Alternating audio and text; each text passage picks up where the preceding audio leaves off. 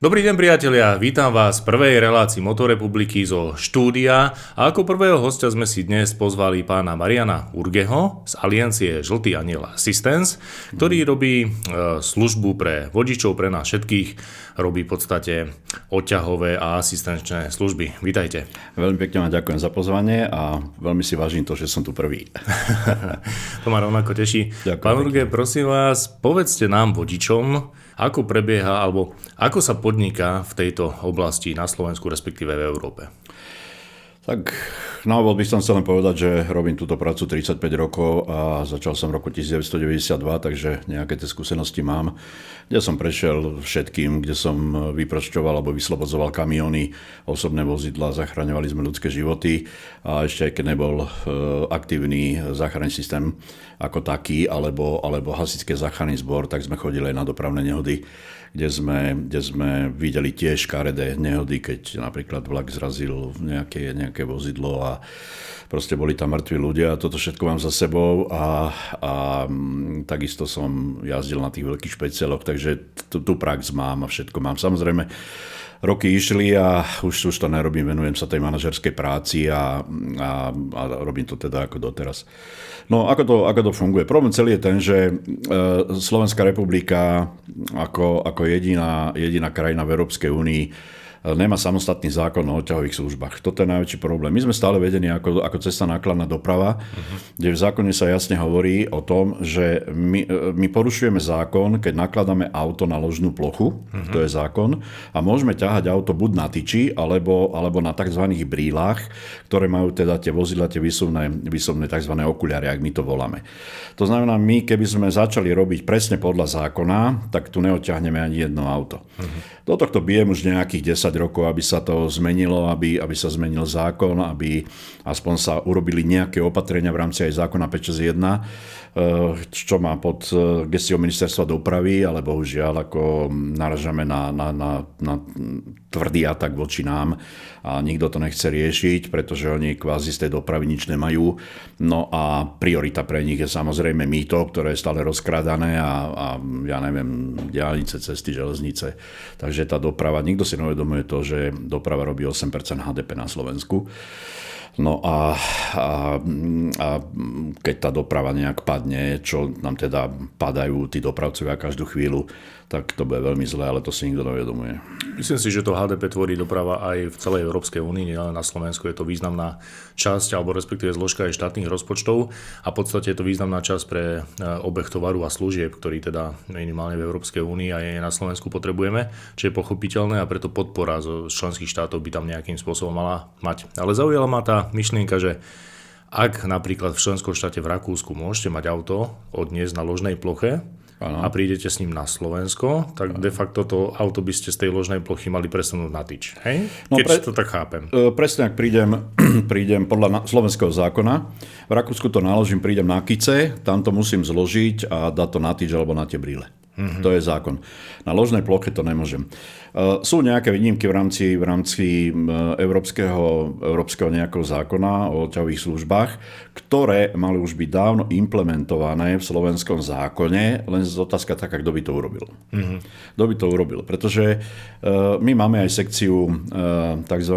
Európskych záležitostí na ministerstve dopravy, kde máme poverenú vedúcu pani Vachalkovú, ktorá má toto riadiť. No ale tu zaujíma len to, aby nebola na Facebooku spomínaná a nerieši veci dopravy alebo nerieši veci v rámci Európskej únie tak, jak by mali byť. Rozumiem, ale keď spomínate implementáciu, tak tu máme oveľa väčší problém, kvôli ktorému sme sa vlastne dnes stretli. A to sú povinné tachografy pre vozidlá na 2500 kg. Ale ktorých vozidel sa to bude dotýkať? No, týka sa to všetkých vozidel od 2,5 do 3,5 tony. Čiže berieme do toho aj osobné vozidlá, ako je napríklad nejaký viac hmotnostný Jeep alebo niečo podobné? To je jedno, ako či to je kategória M1, N1 alebo kategória N0, čo je prívesný vozík, tak všetko 2,5 včítanie prívesného vozíka musí mať od 1.7. tachograf. V ktorom prípade tachograf? Áno, v prípadoch aj takých, keď máte SUVčko a robíte všetko komerčne. Ako náhle vy máte to SUVčko s tým vozíkom napísané na svoju osobu, kúpite si si vozidlo, ja neviem, v Belgicku a vezete to pre seba, máte zmluvu, faktúry, všetko na seba, tedy tachograf nepotrebujete. Ale ako náhle ja idem pre vaše vozidlo a idem to komerčne, áno, to znamená, že mi za to zaplatíte, musím mať už tachograf, kde musím dodržiavať všetky predpisy AETR medzinárodné, tak ako majú kamionová doprava. To znamená 4,5 hodiny jazdiť, 45 minút prestávka, 4,5 hodiny jazdiť, potom mám devinu, prestávku a tak ďalej. Pracovný čas tam je nejaký týždeň, ja neviem, tuším 56 hodín môžete za týždeň a proste úplná tragédia. Lenže toto sa dotýka jak tých dodávkárov, čo robia rýchlu prepravu, dajme tomu pre automobilky, jak sa to týka živnostníkov malých, ja neviem, výrobcu, remeselníkov, výrobcu rôznych, ja neviem, dosiek alebo kuchynských líniek, ktorí potrebujú dodať klientovi do zahraničia, dajme tomu nejakú linku a idú to tam namontovať. Všetci musia mať tachograf, bohužiaľ, ako tak je postavený zákon a to nezasiahne len tú expresnú dopravu, ale všetkých, napríklad nás v rámci oťahovej služby je problém ten, že my robíme tzv. Repatriácie, že teda pokazíte sa niekde na dovolenke s rodinou členov, my ideme pre vás a teraz dajme tomu, mne to do Splitu nevíde na tú jednu kartu, lebo je to cez 800 kilometrov, no a ja s tými ľuďmi budem pomaly 3,5 dňa v aute. Takže to je ten problém, alebo druhý vodič, ktorého treba zaplatiť a keď to tak počítame aj s odvodmi aj so všetkým, tak ten človek stojí 150 eur na deň. Čo není málo peňazí. A to sa tým všetko predraží. Lenže máme tu asistenčné služby, ktoré využívajú tie naše odťahovky, ktoré všetky sídlia v Prahe a problém celý je ten, že oni nemajú v tých cenníkoch a vôbec tieto repatriácie zahrnuté, čo sa týka druhého vodiča. To znamená, ide to na váš vrúb. To ja si neviem predstaviť, ako ten majiteľ tam pošle druhého vodiča bez toho, aby ho niekto zaplatil. To proste buď to ten človek zaplatí, alebo ja neviem, čo sa bude deť. Rozumiem. Jedna vec sú teda, že budú nákladnejšie repatriácie vďaka teda buď dlhším prestávkam pre šoférov a teda trávenie s rodinou s autom naloženým teda na korbe odťahovej služby, alebo teda mať šoféra. Druhá otázka je, čo to znamená mať tachograf v takomto vozidle? No, tachograf... A nebavíme sa len o ťahovkách, ale teda aj o tých SUVčkách, ktoré áno. Viete, problém celý je ten. My tu máme živnostenský zákon a ten živnostenský zákon jasne hovorí, že odťahová služba do 3,5 tony s prívesným vozíkom je tzv. Voľná živnosť. Čo nastalo? Nastalo proste to, že všetci mladí chlapci, ktorí majú, ja neviem, 18 rokov a spravili vodičáky, lebo na to potrebujete Bčko alebo Bčko Ečko, tak nakúpili tieto vozíky a všetko chodia cez Facebooky a cez Bazoš, cez výťažováky, kde všetci robia na černo. A teraz tento štát ich nevie skontrolovať. My sme niekoľko listov poslali na ministerstvo práce, Národný inšpektorát práce, ktorý to má teda riešiť. Národný inšpektorát práce nám napísal, že pokiaľ nemáte IČO, oni ho nevedia skontrolovať. Teraz bolo veľké sedenie Národného inšpektorátu práce a policajného zboru, lebo inšpektorát práce podľa nového zákona, tuším od 1. mája, môže samostatne kontrolovať vozidlá na cestách, čo sa týka tachografov a tak ďalej. Ale pokiaľ nemáte IČO a každý dneska v úvodzovkách jazdí pre svoju rodinu a pre svojich, tak ich neskontroluje. A to je taká čierna práca, že konečná. Lenže oni robia dumpingové ceny, robia proste zle a teraz aj tá odťahová služba nemá proste prácu. A tie tachografy sú aj pre nich budú musieť byť povinné, lebo to, ja neviem, Nemca, Rakúšaka nemáte šancu, aby ste oklamali. No a keď teda to nastane a budú mať tie tachografy, no tak 3/4 ľudí padne. Ako tam tej čiernej práce, myslím. Ale to, že máme Národný inšpektorát práce a nevedia skontrolovať čiernu prácu na cestách na Slovensku, 18. storočie. Čo úplne zle. Neexistuje pritom teda zjednotená legislatíva, ktorá by to vedela kontrolovať a hlavne tu nejde o kontrolu ako takú, či sa vykonáva čierna práca alebo nie, ale teda pokiaľ to dobre chápem aj podľa toho návrhu, má sa zavedení tachografov zvýšiť bezpečnosť na cestách. Otázka je, či má Európska únia alebo vy ako podnikateľ, ktorý podniká v tejto oblasti 30 rokov, informáciu o tom alebo nejakú štatistiku, či tie dodávky nad 2,5 tóny sú nejako spôsobujú viacej nehodovosti na cestách alebo nie? My sme pýtali túto štatistiku. Tú štatistiku nikto nemá. Lebo konkrétne sa nerobí, že dodávka, kamión a tak ďalej. Bere sa to ako celok od 3,5 tony vyššie, od 7,5 tony vyššie, od 12 tón vyššie a tak ďalej. Mňa len zaraža jedna vec, že na tieto dodávky od 2,5 do 3,5 dali tachografy, ale oslobodili vozidlá, ktoré majú do 8 miest. To znamená tí dodávky, alebo teda tie tranzity, ktoré vozia ľudí, dajme tomu operky do Rakúska, do Belgicka a tak ďalej, a tých oslobodili od tých tachografov. Čo je väčší problém, pretože vozia ľudí a dodávka vozí tovar. To znamená, keď zabijeme 8 ľudí, je to väčší problém, ako keď vysypeme tovar, ja neviem, za 50 000 eur. Lebo ten život nikomu nevráti, ale ten tovar nahradíme. Áno? A toto ma zabíja v tom, že tá Európska únia toto spravila a je to strašne zle, lebo v rámci Európskej únie máme skoro 3 milióny dodávok, ktoré sú ohrozené. Na Slovensku máme medzi 300 až 500 firiem a zhruba 15 000 vozidel. A my počítame, že 90% z toho padne, pretože tí ľudia sú aj živnostníci, ktorí robia sami pre seba, áno, ale všetci, čo robia pre firmy, sú živnostníci, kde oni jazdia za 0,10 až 0,15 centa za kilometr a on na to, aby zarobil 2000 čistého, tak on musí nábuchať, ja neviem, 20-25 000 kilometrov za mesiac, čo je úplne šialené. Preto ja hovorím, že dobre, nedáme im tachografy, ale ich obmedzme na to, aby jazdili, ja neviem, 13 hodín za deň a pauza 9 hodín a je to vybavené. Ale tachografy nič nevyriešia, lebo ja som čítal nemeckú štatistiku, ktorú vydalo policajné prezidium a robili takú štatistiku, že strašne veľa, oni sa obávajú toho, že strašne veľa nehôd bude to, keď tí kamióny a dodávky budú stať na diaľnici pred tými parkoviskami, kde dneska zaparkovať o 5:30 večer nemáte šancu v Európe. To bola moja druhá otázka. To je katastrofa. Kde budú parkovať, keď sa bavíme o 3 miliónov dodávkach? Ja som sa vrátil včera vo večerných hodinách z Milána, kde som monitoroval aj tie parkoviská. A môžem vám povedať pravdu, však človek potrebuje aj na to, letu a tak ďalej. Ja som chcel ísť na parkovisko a parkovisko v rozmedzi 100 km som našiel, kde som mohol ísť na túto letu, lebo som mal kde zaparkovať.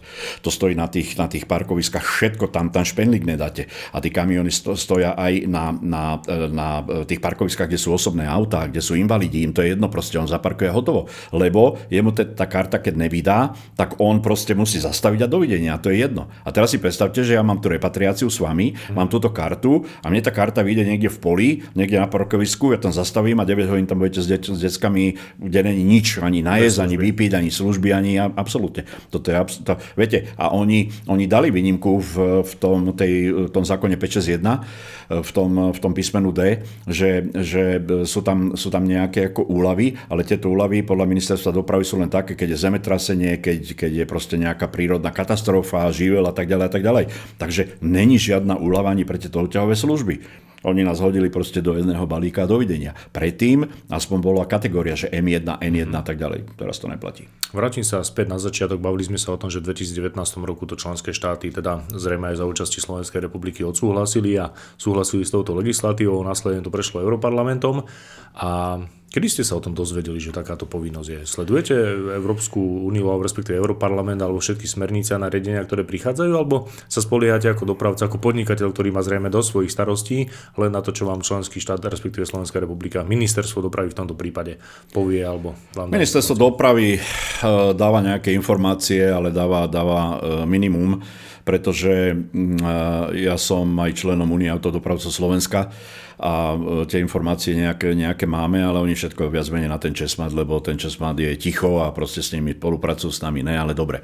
Ja to sledujem samozrejme a máme aj takú stránku, že Transinfo EU, kde sú veľmi dobré informácie o tomto. My sme vedeli už dávno o tomto, ale nikto sa tým nezaoberal samozrejme.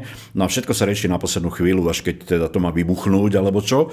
Ale to, čo oni spravili v roku 2019, nevedeli, aká situácia bude v roku 2026, to znamená ropná kríza, zvyšovanie nákladov a tak ďalej. A teraz sa tým dopravcom zvýšili náklady o 40%. A týmto pádom, ako prídu tachografy, lebo ten tachograf je okolo 2000-2500 eur len montáž, a teraz, kde máte kartu, školenia, ježišmaria, milé veci, tak to není sranda. A to nikto nebude robiť, pretože tá doprava to skape. Čiže napríklad malý živnostník, ktorý má potraviny niekde na pohraničí a chodí na nákupy alebo chodí podnikať, alebo má len dodávku, ktorá je písaná na IČO, bude musieť mať kvôli prekročeniu hraníc. Pokiaľ si ten tovar vezie pre seba, nemusí mať.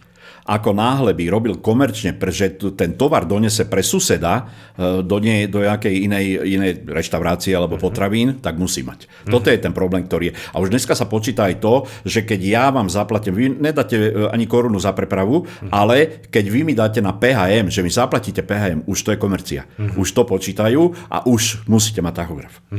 Čiže koniec koncov to spôsobí vyššie ceny pre dopravu tovarov a služieb. Pre všetko. Ľudia musia počítať s tým, že to všetko pôjde o 40% hore. To je môj predpoklad a bude to strašná divočina. A neviem si predstaviť, ako sa budú zasobovať tie rýchle prepravy, kde treba nejaký jeden balík doniesť tam a tam a tam. Keď to dajú do kamiónu, tak bude 3 dní to trvať a tá logistika popada. To je celý problém, že tie dodávky držia tieto fabriky pri tých rýchlych dodávkach. Ja neviem, my sme zažili to, že Audi vyrobilo 200 vozidiel, ale chýbali im víčka na nádrže napríklad. Tak niekde sa vyrábajú, naložili, doviezli, ráno mohli expedovať tie vozidla von.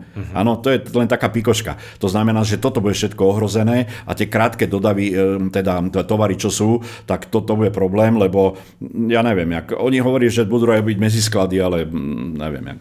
A vidíte za tým nejaký lobbying veľkých spoločností, alebo prečo toto? Viete čo, osobne si myslím, že to bol veľký lobbying hlavne Nemecka a Francúzska, ktorí chceli vyplieniť tú nejakú konkurencia, schopnosť, že teda ľudia im berú nejak robotu alebo niečo podobné. Lenže za tých 6 rokov alebo 7 rokov oni zistili to, že nemajú vodičov. V Európskej únii chýba 430 000 vodičov na LKV, kde Španieli teraz zamestnávajú Brazílcov, Francúzi Pakistáncov a India a tak ďalej a tak ďalej. A tí ľudia proste nie sú zvyknutí na európsku dopravu alebo niečo podobné. To máte presne tak, ako u nás taxikári v rámci určitej platformy, kde proste všetci sú zahraniční a on nevie, čo je stopka, on nevie, čo je hlavná cesta, on proste ide a vybavená vec. My sme zažili aj to, že bolo treba odtiahnuť dodávku do Bratislavy zo Španielska z Alicante, kde ten vodič povedal, že mu nejdú stierače a nemá vodu vo ostrekovači a nevedel si kapotu otvoriť. Aha. Viete, takže toto sú len, ja by som tých pikošiek mohol celé hodiny tu rozprávať, ale nemáme na to čas a preto hovorím, že to bude strašidelné.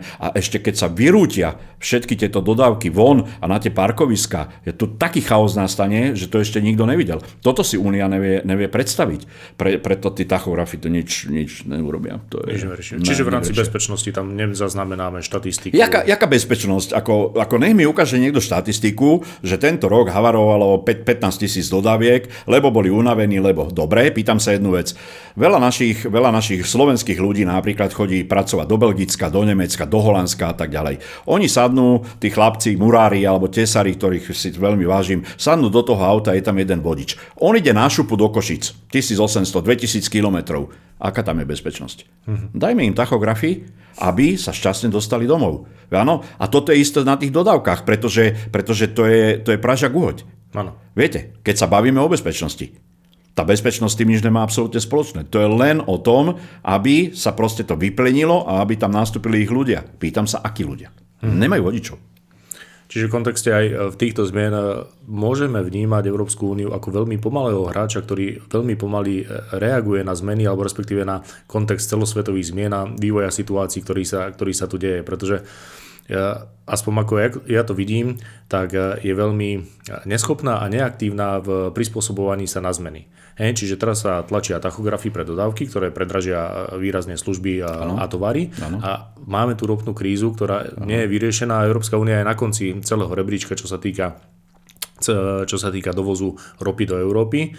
Čiže vidím to, že je tu nejaký pomalý, veľmi taká neaktívna politika Európskej únie, nie proaktívna voči podnikateľskému prostrediu, voči občanom členských štátov, ale práve naopak, tam v Bruseli si vidia len hľadia svoje priority a Green Deally a tieto veci a absolútne spôsobujú globálnu krízu, ktorú tu máme. Ja chcem povedať jednu vec, ja som totálne apolitický.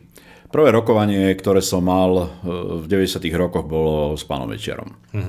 To bolo ako rokovanie, ktoré sa začalo. V rámci tej mojej práce, ktorú mám, tak samozrejme sa stretávam s ministrami a teda s predstaviteľmi vlády, s poslancami Národnej rady, je to aj doteraz. Ale nikdy som nešiel do nejakej strany alebo podporoval nejakú stranu alebo niečo podobné. Čo sa týka Európskej únie, ja si myslím to, že tam sa zišla zmeska nejakých ľudí, ktorí nemajú ani šajnu o nejakých vecí. A preto my sme začali bojovať proti tým tachografom a ja som napísal všetkým europoslancom, teda slovenským, ktorí sú v tom europarlamente. No a čo ma zaujalo a čo bolo okamžité, ste boli vy s pánom Uhrikom, ktorí ste sa nám ozvali, hneď ste mali s nami stretnutie, hneď ste s nami rokovali a hneď ste teda povedali, ako vám pomôcť, ako riešiť a tak ďalej. Ja sa pýtam, kde sú ostatní europoslanci. Potom pánovi Skalovi z Únie autodopravcov Slovenska sa ozvala pani Lexman, takže po tej linke tam sa niečo rieši a mne ešte napísal pán Hojsík, ktorý napísal, že teda podpredseda Európskeho parlamentu, ale že teda predkladá to tiež do Európskej komisie. Na to preto som oslovil pani Vachalkovú, ktorá toto má na starosti na ministerstve dopravy. No a tu len zaujíma to, že teda sú ako banda neschopných, neviem čoho, jak mi napísala, a že sú na Facebooku, ale aby riešila nejaké veci. Viete, preto ja som vytočený z toho, lebo tí naši úradníci sú na to, aby nám pomáhali, aby riešili, a ne na to, aby škoda reči, lebo to ako. Ale preto hovorím, že Európska únia, áno, je pomalá a nie sú tam profesionáli. Ja stále hovorím aj našim ministrom, aj našim štátnym tajomníkom, ktorí nás nemajú radi, pretože my všetko im povieme do očí a povieme tak, jak sa veci majú. Vy musíte komunikovať s ľuďmi z praxe. Nie je tam Jožko, Ferko, Ďurko, ktorý niečo niekde povedal. My sme ľudia z praxe. Ja jazdím, ja chodím za policajtami v Európskej únii, ja sa ich pýtam, čo nového a tak ďalej. Mňa to zaujíma. Áno, viete.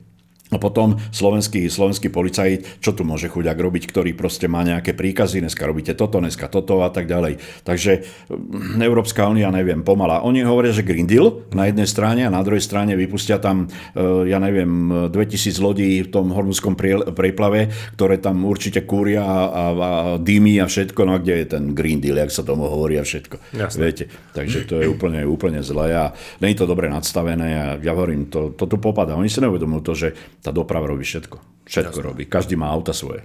Jazdíme. Tak odstavme auta. Tak doprava, alebo respektíve osobné auto, bolo v technologickom pokroku symbolom slobody.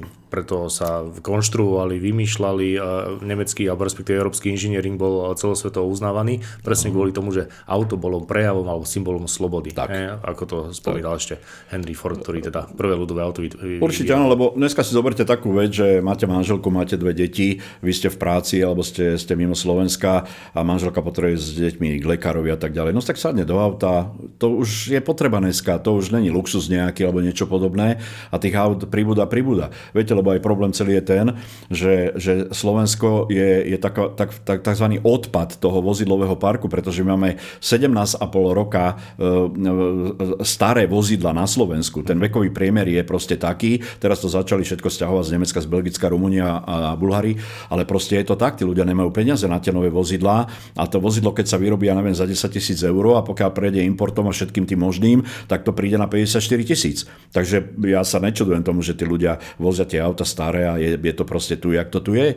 Napríklad kontrola originality. To v Európe nikto nemá. To má zase len Slovensko. Lebo my si musíme vymysleť proste niečo, aby niekto mal nejaký kšeft. STKčka, dobre, chápem to, ale napríklad kontrola originality, ako, na čo máme európske databázy a všetko. Ďalšia pikoška je taká, čo chcem povedať aj ľuďom, že 3 alebo 4 roky bojujeme už o to, aby polícia, naša slovenská polícia dopravná, mala prístup do databázy, dajme tomu Slovenskej kancelárie poisťovateľov. Oni dneska online nevedia skontrolovať, či máte platnú PZP. Preto to hodili, ak sa nemýlim, na STKčky, respektíve na emisnej kontroly. Podmienka splnenia emisnej kontroly na Slovensku bude na platné PZP. Ale počúvajte tú blbosť. Áno, ja si zaplatím na 3 mesiace, mám svojho makléra, na 3 mesiace si zaplatím PZPčko a idem na STKčku. Všetko je v poriadku. 3/4 roka neplatím. No a po roku idem na STKčku, zase na 3 mesiace zaplatím. Kde je tá ochrana? Jak to vymysleli? Zase len čierna diera. Máme cez 350 000 neuhradených PZP v rámci Slovenska. Polícia na mieste, ešpezetky, papiere, doklady zobrať. Ale ako, keď to nevedia online skontrolovať? Oni majú nejakú databázu z roku pána a to je všetko. Nedali im prístup, tak sa pýtam, ten štát čo robí? Na jednej strane konsolidujeme, na druhej strane my im dávame návody, ako zarobiť peniaze. Napríklad česká vláda spravila tzv. ISIT, to sú dopravní policajti, ktorí sa špecializujú na kontroly, preťaženia a tak ďalej. Za prvý deň vyzbrali 28 miliónov českých korún, za prvý deň, čo kontrolovali, robia ťažké kontroly. Na Slovensku to neexistuje. Máme D2 Kuty Rajka, čo je odpadová diaľnica, kde všetci Rumúni táde to chodia preťažení, zlý technický stav a tak ďalej. A ja som povedal aj ministrovi dopravy, pánovi Rážovi, pán Ráž, dajte nám voľné ruky a ja vám za deň zarobím 200 000 eur. Za deň, len tak, minút. Proste máte colné strany, máme finančnú správu, kde sú colné sklady, môžeme to tam udávať. Rozumiete? Tu není vôľa. Tu není vôľa, tu len na tých podnikateľov, koľko sa do nich zmestí a potom zistia, že máme slabý výber. No jasné, že slabý výber, keď 100 000 ľudí odozdá živnosti. Viete, to sú není maličkosti, to si nikto neuvedomuje a toto je to, čo oni nechodia z tej praxe. Viete, grafy. Grafy nás nenajde. Z toho sa nenajeme z tých grafov. Áno. Keď domáci podnikateľ musí platiť drahé mýto, ktoré sa čoraz zvyšuje. A máme tu teda kamióny z tretích krajín. Áno, prepáčte, ešte jedna vec. Čo robilo ministerstvo dopravy? Ministerstvo dopravy spravilo to, že prišiel nejaký príkaz na zvýšenie mýta, ktoré sa zvýšilo 40%. Áno, mýto má súkromník v rukách od roku 2010, kde Slovensko došlo 1,5 miliardy, kde oni brali 52% z toho výnosu celého mýta.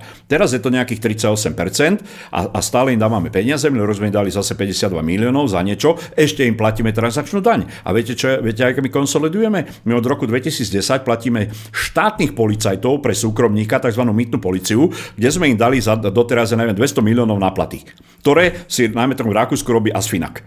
Áno? A toto my platíme súkromníkovi. Jak my konsolidujeme? Však my na jednej strane kradneme jak prasatá a na druhej strane konsolidujeme a nakladáme na tých ľudí. Tak sa pýtam, kde je tá ronnováha? Čiže na Slovensku pre súkromnú spoločnosť vyberá pokuty polícia. Teda mýtna polícia, ktorá je platená štátom, ministerstvom vnútra od roku 2010. Na toto sme už niekoľkokrát poukazovali. Prečo to nerobí Čechtol, alebo teda predtým Skytol vo svojej režii, neplatí si svojich ľudí, nevyberajú a robia toto všetko mýtna polícia. Áno, prečo my ich máme zo štátneho platiť, keď súkromníci si robia? A ďalšia vec, Slovensko za 16 rokov nemá tzv. Kľúč od tých softverov. To znamená, že keď Čechtol dneska sa zobudí a povie, dáte nám 100 miliónov, nedáme, tak vám vypneme mýto, dovidenia. My nemáme softverové kľúče na to, aby sme my mohli organizovať celé to mýto. Rozumiete? Ako chápete to? Tak ja sa teraz pýtam, že to zlaté prasa od roku 2010 na každú vládu alebo každého ministra, ako potom, kto má z toho, čo má z toho, keď tí peniaze takto utekajú. Na čo konsolidujeme? Keď my okradáme tých motoristov doľava doprava, kradne sa tu jak straka. Nehovorím o tom, aká je korupcia na cestách, ako sú motoristi ohrozovaní, ako proste tu policajti si dohadujú svoje kšefty na odťahovky, ako odťahovky im dávajú na kávu a tak ďalej. Nehovorím o lovcov nehod, ktorí sú velikánsky problém, ktorí tých motoristov okradajú, ktoré okradajú poisťovne a všetko. Nikto nás nepočúva. Na čo konsolidujeme? Na čo? Hovorím len jedno, posledný zhasne. A to je zlé. Asi a to je zle. Asi tak. Porovnajme to, tak. Keď sme sa dotkli výberu mýta na Slovensku, ako je to v iných členských štátoch? Keď idete teda pre repatriáciu, pre nejaké pokazané vozidlo, ako tam prebieha výber mýta, alebo ako sa stretávate úplne jednoducho, teraz s policajnými kontrolami? Môžem povedať úplne jednoducho. V Rakúsku je do 3,5 tony, keď sa bavíme o 3,5 tony, je normálne známka, ktorú si kúpite, ja neviem, na mesiac, na 2, na rok. Keď máte na 3,5 mýto, normálne máte krabičku, nabijete a sníma vám to kamery. V Taliansku sú tzv. Mýtnice, v Chorvátsku sú mýtnice, to znamená, prejdete nejaký úsek. Teraz napríklad od Vilachu, teda trošku ďalej po Udine, to len poviem pikošku, 21,30 sa platí na súpravu, ktorú ja mám. Áno, toto naspäť to isté. Takže oni to takto vyberajú, všetko je automat, pichnete, dávam to lístok, všetko ako super, takže takto sa u nich vyberá mýto. Ale to všetko, čo vyberú mýto, ide len čiste na cesty a 100% ide na cesty. To znamená, vy keď prekročíte Slovensko, idete do Rakúska a nejste tam týždeň, už je most inde, už je cesta inde, už je rozkopaná niekde, všetko teraz oni rozšírujú cesty na štvorprúdové. To je niečo fantastické. V Nemecku, v Rakúsku, ja len žasnem, kde chodím. Maďari vybudovali také cesty. V Rumunsku ani nehovorím, aké cesty majú a Rumúni všetko z európskych peňazí urobili. Rozumiete? A to je presne tak, ak my sme sme sa tešili, to je taká pikoška, 28 rokov na tunel Višňové, čo ja hovorím už je zapísané v UNESCO. Strečno sme odbremenili a hovorím pánovi ministrovi, pán minister, ale príde tu Rany Hubová, tam ste skončili. Čo? Včera som pozeral štatistiky, hodinu a pol sa čaká do Ružomberka, z Ružomberka hodina a pol a tak ďalej. Oni otvoria Višňové, FASA, strečno nám odbremení, ale neurobia napojenie na obchvat, ktoré sa stáva obchvat Ružomberka, ktoré by už napojila tú celú diaľnicu až do Prešova a potom z Prešova to už do Košíc a už máme aspoň spodnú vetvu urobenú. Ne, proste zase sme to všetko zašľahali a my tu vítame našich turistov, poďte do tých Tatier, ale budete čakať 2 hodiny, lebo sa tam neviete dostať, lebo sú tam tie zákruty a tieto náležitosti. Rozumiete?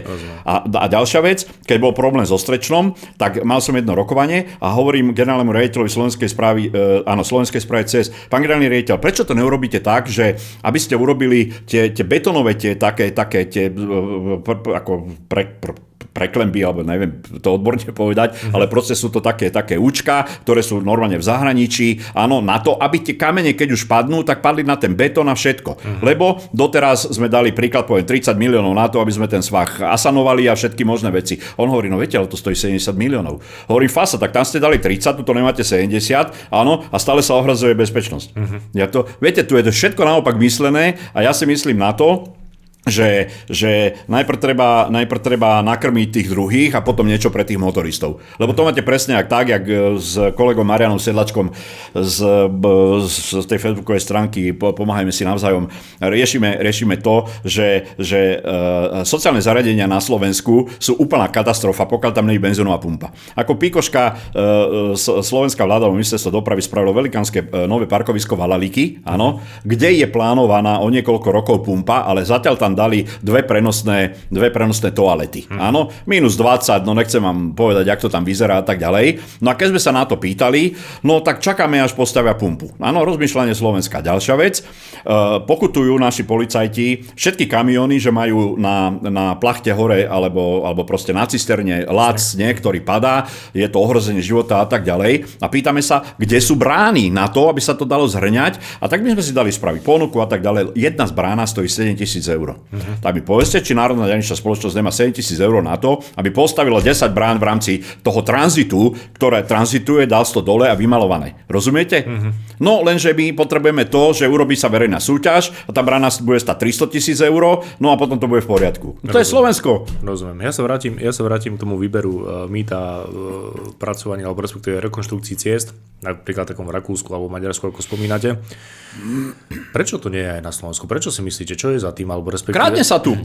Jedna veta, krádne sa tu. Úplne jednoducho. Rýchla jasná otázka, rýchla jasná odpoveď. No, samozrejme, však pozrieme sa na to, jak sa stavalo bránisko. Ja si presne pamätám, jak sa stavalo bránisko. Vyhrala to jedna firma, tu ju odstavili, dali to druhej firme, tí zobrali v Čechách, zobrali úver, áno, niečo tam postavili, dali to celé do krachu a musela to potom druhá firma, neviem za koľko, 800 miliónov dokončiť. To proste je to tak, ako pokiaľ sa fakt tie peniaze nebudú dávať na cesty a nebudú sa proste dávať na tú infraštruktúru, no tak ja samozrejme, že nebudeme mať tú diaľnicu. Však si zoberte aj to, však si vyzberajú aj v rámci, ja neviem, VUCčky, cestedania a tak ďalej. Kde sú? No ne, oni šanujú, nemáme na školstvo, dáme peniaze z ciest na školstvo, nemáme, ja neviem, na čo, na ihriska, no tak dáme na ihriska a tak ďalej. Kde je dopravná výchova, ktorá tu zakapala, kde sme mali ešte ústredný automotoklub, ešte starý, kde bola tá výchova všade a robila sa to aj v rámci záchranného systému Slovakia. Kde to je všetko? To všetko pokapalo. A to netreba veľa peňazí. Policajti sú ochotní, chalani nám pomôžu, to ako není problém s tou výchovou. Ale kde, keď to není kde robiť? Viete? Nekradnúť. Jednoduchá veca. Nekradnúť. Nie je v tomto prípade vola. Ja by som sa dotkol ešte otázky, aká je kultúra na slovenských cestách, po prípade zahraničí, keď to viete porovnať. Potrebujeme toľko policajtov na cestách na Slovensku, pretože ja často cestujem v zahraničí, v podstate žijem teraz mimo Slovenska a nevidím toľko policajných hliadok, ktoré striehnú na vodičov a buď pokutujú, alebo inak sankcionujú vodičov. Ako to viete porovnať vy z profesionálneho hľadiska? Teraz za 3000 km, ktoré som spravil za 3 dní, som nevidel jedného policajta. Ja som bol v Taliansku. Ani Rakúsku, ani on. Oni vyjdú na tú cestu len vtedy, keď je problém. Oni majú všetko systémy. Majú kamery. V Rakúsku majú radary. Nikto si tam nedovolí, ale majú presne označené. Nikto si nedovolí, že by išiel na 100, 150 alebo niečo podobné. U nás tie kamery už kedy mali byť? Už sa o tom hovorí koľko?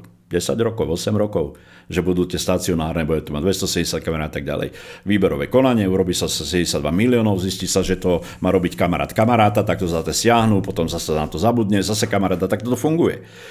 Čo sa týka policajtov, oni stále hovoria, že majú málo. Ja hovorím, že ich je dostatok, len ten systém je strašne chorý a máme 18. storočie. Toto je celý problém. My aj v policajnom zbore vyhodíme profíkov a dáme tam mladých ľudí alebo tých neskúsených, ktorí budú kývať proste hlavami a budú, áno, to je presne ako v parlamente, je to tam len ten, aby ma zmačkal to zelené, je to vymalované a za 4 roky nedá do parlamentu jeden jediný návrh nejakého zákona dobrého pre ľudí alebo niečo podobné. A to isté aj s políciou. Ako ja sa im ani nečudujem tým policajtom, že proste robia to, čo robia, ale proste oni fungujú na rozkaz. Proste dostanú rozkaz, oni musia toto robiť a tak ďalej. Potom sa schovávajú všelikde, jak teraz, keď som išiel k vám, tak tuto merali chalani rýchlosť a proste oni sú pozašívaní a dneska je tá objektívna zodpovednosť, takže nemusia vás zastaviť, proste dojde vám domov pokuta, vybavené. Ale nikde není toľko policajtov na počet obyvateľov, ako je na Slovensku. Policajtov, čo sa týka proste štruktúry. Áno. Takže je to len v systéme. Na systéme chorí, ja hovorím stále jedno, oni sa na mňa na to hnevajú, my sme v 18. storočí. Oni nepočúvajú to, čo je, pretože není normálne, aby sa na cestách robilo to, čo sa robí. To není normálne. Tu si zoberte, že padne kamión, prídu 2-3 služby odťahovať sa, bijú sa tam o to vozidlo. Alebo príde tu v Taliansku teraz napríklad, odťahli môjho klienta, áno, nič sa nepýtali, 7 km, 350 eur, paušal, dovidenia, chceš, nechceš, hotovo, nedáme ti auto. Viete, a to je jedna vec. A druhá vec, ako sú chránení u nás naši odťahovkári, ktorí zahraničného odťahnú, áno, keď máme výnos generálneho prokurátora, že ako náhle zadržíte cudzie alebo hociaké naše vozidlo, tak je to trestný čin neoprávneného užívania cudzie veci.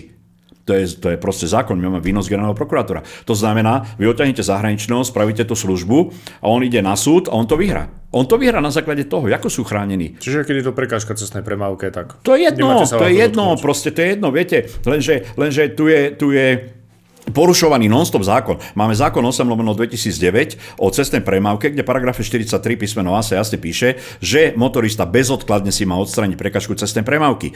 Potom v bode A, B, C a tak ďalej je už napísané, že policaj má nariadiť správcovi komunikácie a v bode 5, 6 je až policaj, keď môže nariadiť. Alebo policaj nariadi správcovi komunikácie. Áno? To znamená, že teraz ja keď si poviem, že si ho odstraním, oni ma musia proste označkovať, alebo príde patrola a musia strpeť to, že proste budem na tej diaľnici aj 3 dní a vybavená vec, nikto s tým neurobí. Polícia môže len nie vtedy, a robia to hlavne pri kamiónoch, keď potrebujú zarobiť chlapci, tak robia to, že vezú tie auta akože na expertízu. Na expertízu idú niekde, v živote na expertízu neboli a tam sa to potom účtuje. Viete, tu sa porušuje non-stop zákon a oni to nevedia dať dokopy a keď im niečo hovoríme, tu není vôľa na to. Lebo to je taká korupcia, že to tu nebola ešte taká korupcia. Viete, toto je celý problém. A my aj komunikujeme aj s prezidiom, aj všetko, ale to je nič, viete, to je, aký by ste hrách o stenu házal. To je úplne zle, celé. Keď sa bavíme teda o nehodovosti, čo podľa vás spôsobuje najviac nehodovosť? Nie len na Slovensku, ale všeobecne v členských štátoch. Problém celý keď sa bavíme o osobnej doprave. Prvý najväčší problém je to, dopravná polícia na Slovensku nemá rešpekt. Má nulový rešpekt. Rozumiete? Toto je celý problém. Skúste v Rakúsku ponúknuť Rakúšakovi 10 eur, aby vám nedal pokutu alebo niečo také. Momentete v base. To je za prvé. Za druhé, naši prejdú Berg Kice a už má 160 na tachometri. Prečo? Keď vôjde do Rakúska, nemá 160 na tachometri v tej dedine. Slovak. Rozumiete ma? Toto je o tom rešpekte. Toto je o tých preventívnych opatreniach, ako sú radary, že im príde pokuta. Nezaplatíte pokutu? Mne klienta zobrali na rakúsko-talianskych hraniciach. Nemal zaplatené 3 pokuty, dostal 3 mesiace a dostal takú pokutu, že sa išiel tam zbláziť. A na 3 mesiace mi ho zobrali do basy. Rozumiete? Ale toto je ten zákon a toto je to právo. Ale tu napríklad slovenskí policajti odvážia, nejakú odťahovku rumunsku, ktorá má 3 autá, je preťažený, dajú mu pokutu A chod ďalej. Ja sa pýtam, oni nespôsobili podľa zákona ísť ďalej na ceste. Vyložiť auta do colného skladu, zaplatíš toto, odťahovku a tak ďalej a tak ďalej. Nikto to nerobí. Viete, čo vám povie policajt? To je vypísanie veľa papierov. Kurník, nerobte to, chlapi. Nerobte to. Teraz máme diaľničnú patrolu, to sú zamestnanci diaľničnej patroly. Samozrejme, už si zvykli a už zistili, ako funguje biznis v rámci odťahových služieb, áno. A prídu, tá šípka tam príde a už idú núkať odťahovku, toto one. Lebo prídu chlapci a dajú nákavu. Ale robia to zase len tí odťahovkári, ktorí proste robia túto galibu. A ty samozrejme čo? Za peniaze v Praze Dúm.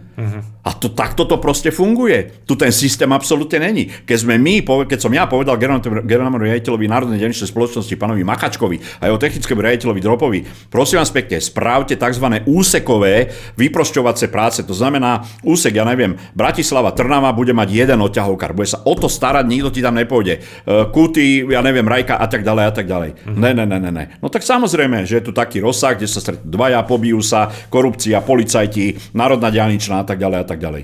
A pýtam sa, keď tu príde poriadok. Potom samozrejme, že ten motorista nevie, kto ho ťaha, prečo ho ťaha a tak ďalej. To máte presne ako s lovcami, že vy dostanete objednávku od asistenčnej služby, príde tam ten lovec, ten vás naloží, máte ísť do, ja neviem, servisu Škoda a on vás odťahne do svojho servisu, lebo on to nejak s poisťovňou vybaví. Ale prečo vy máte platiť potom o 2000 viac? Aj keď to poisťovňa platí, ktorá vám to spočíta potom pri platení ďalších poistiek, kde vám to zvýši sa o ďalších 20%. Už sa vám stalo niekedy, že sa auto po odťahnutí stratilo? Nemyslím, že vy, že konkrétne, ale Ježišmária. A ešte sa nám aj stalo to, že proste tí napríklad tí lovci robia takú vec, že dajú podpísať nejaké papiere, akože plné moci tým motoristom, ktorí sú po dopravnej nehode, sú v strese a tieto náležitosti. No a proste im to poisťovňa nezaplatila, poslali im proste papier, neviem, na 5-6 tisíc eur. Tí ľudia, však my to nezaplatíme, normálne dali exekútovi a zobrali im auto. Aj to sa nám stalo. Napríklad, ja tých príhod mám milióny, to vám môžem o tom celé hodiny hovoriť. Preto je tento problém ako celospoločenský, že ten motorista, to je najväčšia tá hmota, ktorá platí všetky tie dane a cestné a diaľničné známky a tak ďalej, ale sú najviac okrádaní. Sú najviac okradaní a toto je to, čo nikto nás nepočúva. A my chceme len jedno. Poriadok, systém, nič iné. To by všetko mohlo fungovať, ale nie je normálne, aby sa chalani odťahovkári pomaly bili na tých cestách kvôli tomu, že to je môj šéf, to je moja diaľnica, to je moja a tak ďalej a tak ďalej. To neexistuje. Rozumiete? A dneska tie asistenčky robia také veci, že proste tlačia ich cenovo dole a pritom tá asistenčka presne robí pre Rakúšaka, robí pre Nemca, pre Adak. Viete, túto chlapcom dajú na nejaké veľké mašiny euro 20 na kilometr a tam mi dajú 4,50. Tak sa pýtam, kde je to Slovensko. My sme ten posledný hnoj tu. Toto je ten celý problém, ktorý je, že my sme normálne Bangladeš, my sme tá posledná krajina v Európskej únii, s ktorými tu všetci zametajú. Komplet.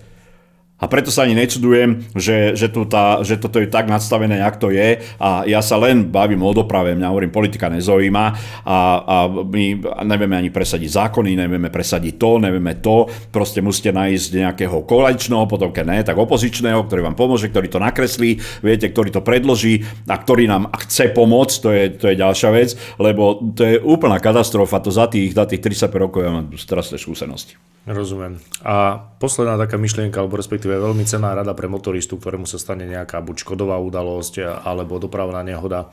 Ako by mal v tomto prípade postupovať? V prvom rade zastaviť, alebo keď má dopravnú nehodu, keď je v poriadku, je pri zmysloch a tak ďalej, v prvom rade si dať vestu na seba, trojuholník z jedného, druhého auta, čo najviac tú nehodu ako zabezpečiť, aby kvôli jej bezpečnosti, keď sú na diaľnici, okamžite zazvodidla na normálnej ceste, urobiť proste to, zavolať 112, zavolať políciu alebo rýchlu zdravotnú, oni sú prepojení, to je jedno, zavolať tie rýchle záchranné zložky, tie dojdú a postarajú sa proste o všetko. Potom následne medzi sebou majú tzv. Papiere o dopravnej nehode, kde každý vie písať, čítať, pekne si to vypíšu, nahlásia si to na svoju poisťovňu, poisťovňa im povie, či majú nárok na náhradné auto, do ktorého servisu a tak ďalej. Nepotrebuje nikoho k tomu, áno, a keď volačo, tak poprosia policajtov a policajt im pomôže, áno. Takže toto je tá vec, že my máme už aj prehľad o tom, že sú niektorí policajti prepletení cez tých lovcov, sa im to nechce písať a proste majú svoje kšefty a riešime to aj na krajskej úrovni policajných zborov a mali sme už pár rokovaní, takže rieši sa to vo veľkom, ale všetko sa nedá ustriehnúť. Ale hovorím, tí ľudia, pokiaľ sú v nejakom, nie sú ťažko zranení alebo niečo, ľudia riešte to sami, lebo prichádzate o svoje peniaze. A ako pikošku by som chcel povedať, že policajti veľmi radi volajú tie svoje odťahovky z tých svojich mobilov a tak ďalej. A raz sme sa pýtali policajta, hovorím, a kto volal tú odťahovku? No však vodič. Hovorím, dobre, ale vodič na mieste zomrel. Rozumiete? Takto funguje doprava na Slovensku. Takto. Čiže v prvom rade ľudia sami, nech si to v kľude, po nehode ustriehnú, vypíšu a sami si najlepšie volajú odťahovku. Ja chápem to, že sú v strese všetko, rozvahu. Chápem to, že je tam mamička, má tam 3 deti, a teraz som riešil pri Voderadoch, kde bohužiaľ tá diaľničná patrola ani nepomohli, že by vystúpili z auta, opýtali sa niečo, nepotrebujete a tak ďalej, lebo ona už nahlasila, ide nám odťahovka, mám zabezpečené to a to a to. A keď som poprosil chlapi, uzatvorte mi jeden pruh, aj to my musíme mať na dispečing a to je veľa roboty, potlačte si auta, hovorím, to auto má 2,6 tony, ak to mám tlačiť. No tak potom sme to nejak naštartovali, lebo to bolo bez oleja, proste, úplná katastrofa, rozumiete? A mne to už prípada tak, že budeme fungovať tedy, že vieš čo, daj nám túto 20 na kávu a postaráme sa. Rozumiete? To je neskutočné už, čo sa na tých cestách robí a to sú len z praxe a to vám môžem poslať 300-400 mailov, ktorými tí odťahovkári posielajú, kde sú tie preťažené mašiny, bezpečnosť úplne chorá a tak ďalej. Celé Slovensko proti mne a proste mňa treba zastreliť, zabiť, lebo toto, ale pritom oni ohrozujú bezpečnosť cestnej premávky a to preťažené auto, keď to auto sa neviem čo poškodí a to auto padne na niekoho a zabije, potom to ako bude lepšie. Potom je tá prevencia, lebo Slováč robí vtedy prevenciu a opatrenie, až niekoho sa zabije alebo niekto zomre. Vtedy robíme niečo, čo je úplne chore. Vo svete to úplne až funguje. Rozumiem. Dnes sme sa rozprávali s pánom Marianom Urge z Aliancie Žltý aniel Assistance. Ja mu veľmi pekne ďakujem za aj cenný rozhovor, cenné informácie, aj teda rady zo života do života, ako teda by naši vodiči mali ďalej postupovať aj v prípade nehôd, ako by sme sa mali správať. Ja vám veľmi pekne ďakujem. Pevne verím, že sa ešte niekedy spolu stretneme v tomto štúdiu a prediskutujeme veľmi dobré informácie, alebo respektíve, že sa podarí posunúť tu nielen Slovensku, ale aj celú európsku dopravu k lepšiemu. Strašne by som chcel poďakovať. Chcel by som poďakovať aj vášmu europoslancovi za to, že ste okamžite reagovali na naše požiadavky, že sa s nami stretli, že s nami komunikujete. A musím povedať jedno, že ste jediní v rámci Slovenskej republiky v Europarlamente, ktorí sa snažia pomôcť slovenským motoristom. Tak je to naša práca. Ďakujem pekne. Dovidenia.